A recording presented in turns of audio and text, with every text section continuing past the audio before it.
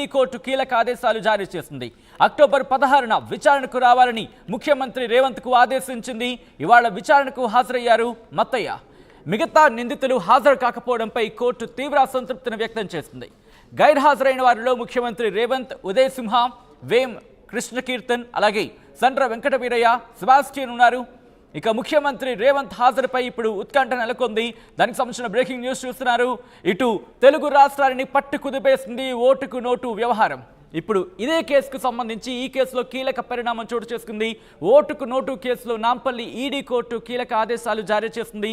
October 16న అంటే సరిగ్గా ఇవాళ నుంచి దాదాపు నెల రోజులు కూడా లేదనే చెప్పుకోవచ్చు. ఈ నేపథ్యంలో అక్టోబర్ 16న విచారణకు రావాలంటూ ముఖ్యమంత్రి రేవంత్కు ఆదేశించింది ఈడీ కోర్టు. ఇవాళ విచారణకు హాజరయ్యారు మత్తయ్య.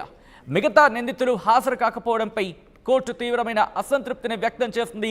ఈ నేపథ్యంలో గైర్హాజరైన వారి సంగతి ఒకసారి ఆ విషయాలు కనుక గమనిస్తే, ఇటు ముఖ్యమంత్రి రేవంత్ రెడ్డితో పాటు ఉదయ్ సింహ, వేం కృష్ణకీర్తన్, సండ్ర వెంకటవీరయ్య, సెబాస్టియన్ ఉన్నారు. అయితే ముఖ్యమంత్రి రేవంత్ రెడ్డి ఇప్పుడు హాజరవుతారా అవ్వరా? ఒకవేళ హాజరవుతే కనుక ఎటువంటి ప్రశ్నలకు సంబంధించి ఆయన ఎటువంటి సమాధానం ఇస్తారు? ఒకవేళ హాజరు కాకపోతే కనుక, ఒకవేళ వెళ్ళకపోతే ఎటువంటి కారణాలు చూపించే ప్రయత్నం చేస్తారు? ఎందుకంటే ముఖ్యమంత్రి స్థానంలో ఉన్న నేపథ్యంలో ఇటువంటి సందర్భంలో చూస్తూ ఉంటాం. సాధారణంగా ముఖ్యమంత్రి స్థానంలో ఉన్నప్పుడు మరీ ముఖ్యంగా పబ్లిక్ రిప్రజెంటేటివ్, అందున ముఖ్యమంత్రి కాబట్టి మిగిలిన కార్యక్రమాలు ఉన్నాయి, ఆ స్కెడ్యూల్ కాస్త ఎంగేజ్డ్గా ఉంటుంది. సో ఇటువంటి నేపథ్యంలో ఆ కారణాలను చూపించి ఇటు అక్టోబర్ 16కు సంబంధించి విచారణకు గైర్హాజరయ్యే అవకాశాలు ఉన్నాయా అంటే ఇటువంటి చర్చ కూడా జరుగుతోంది. సో ఈ నేపథ్యంలో ఓటుకు నోటు కేసులో ఇప్పుడు ముఖ్యమంత్రి రేవంత్ రెడ్డి హాజరు అవుతారా అవ్వరా? ఇప్పుడే డిస్కషన్ జరుగుతోంది. ఇటు రెండు రాష్ట్రాలలో సంచలనంగా మారింది ఓటుకు నోటు వ్యవహారం, ఓటుకు నోటు కేసు వ్యవహారం. ఈ నేపథ్యంలో ఇప్పుడు ముఖ్యమంత్రి రేవంత్ రెడ్డి హాజరుపై ఉత్కంఠ నెలకొంది. రైట్, అప్డేట్స్ అందించేందుకు మా ప్రతినిధి సాగర్ సిద్ధంగా ఉన్నారు. సాగర్, కోర్టు ఎటువంటి తీర్పు ఇచ్చింది?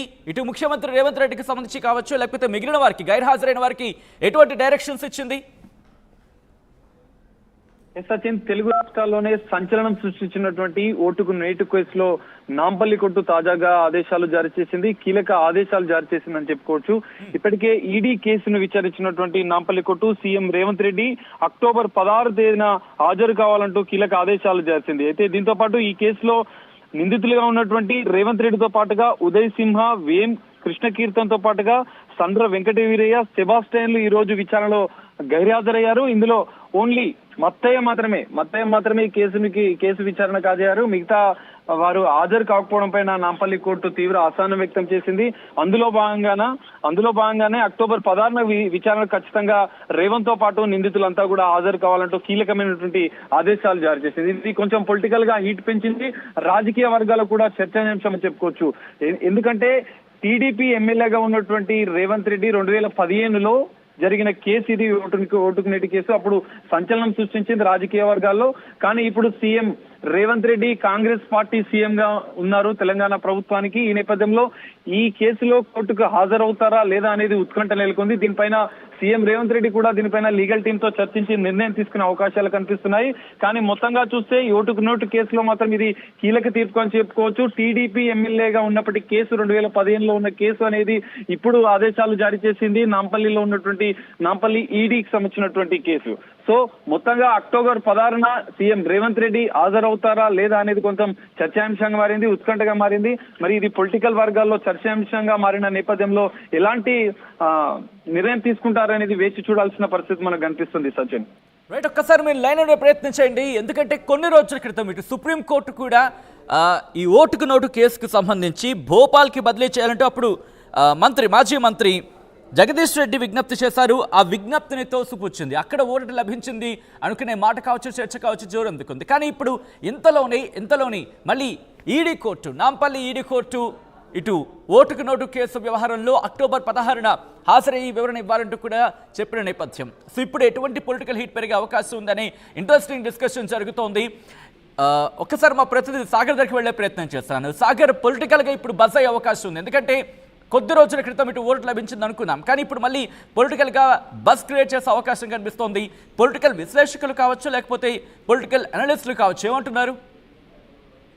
సచిన్ మీరు చెప్పినట్లుగా సుప్రీంకోర్టు కూడా దీనికి సంబంధించిన ఇతర రాష్ట్రానికి కేసు బదిలీ చేయాలన్న అంశాన్ని కూడా ఎలాంటి నిర్ణయం తీసుకుని ఎలాంటి ఆదేశాలు రాకపోవడంతో కొంత ఉపశమనం లభించింది అని అనుకున్నారు. కానీ ఇంతలోనే నాంపల్లి కోర్టు మాత్రం భారీ షాక్ ఇచ్చిందని చెప్పుకోవచ్చు. తాజా ఆదేశాలతో ప్రతిపక్షాలు కూడా బగ్గుమనే పరిస్థితి మనకు కనిపిస్తుంది. ఎందుకంటే ఓటుకు నోటు కేసు అనేది 2015 సంవత్సరంలో సంచలనం రేపిన కేసు. ఈ కేసులో మరి ఇప్పుడు కాంగ్రెస్ సీఎం గా ఉన్నటువంటి రేవంత్ రెడ్డి హాజరవుతారా లేదా అనేది ఇప్పుడు చర్చనీయాంశంగా మారింది.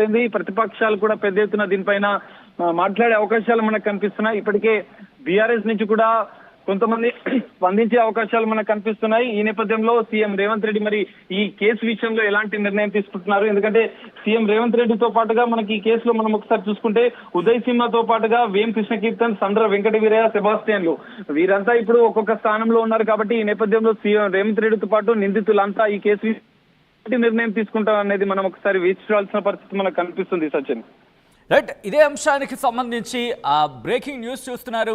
Right, thanks Sagar. సో మొత్తంగా అయితే మాత్రం ఇటు ఓటుకు నోటు వ్యవహారం మళ్ళీ తెర మీదకి వచ్చింది. అయితే ఇప్పుడు ఈడీ అంశానికి సంబంధించి ఓటుకు నోటు కేసులో నాంపల్లి ఈడీ కోర్టు కీలక ఆదేశాలు జారీ చేస్తుంది. అక్టోబర్ 16న విచారణకు రావాలంటూ ముఖ్యమంత్రి రేవంత్కు ఆదేశించింది. ఇవాళ విచారణకు హాజరయ్యారు మత్తయ్య. మిగతా నిందితులు హాజరు కాకపోవడంపై కోర్టు తీవ్రమైన అసంతృప్తిని వ్యక్తం చేసింది. గైర్హాజరైన వారిలో ముఖ్యమంత్రి రేవంత్, ఉదయ్ సింహ, వేం కృష్ణకీర్తన్, సండ్ర వెంకట వీరయ్య ఉన్నారు. అలాగే సెబాస్టియన్ కూడా.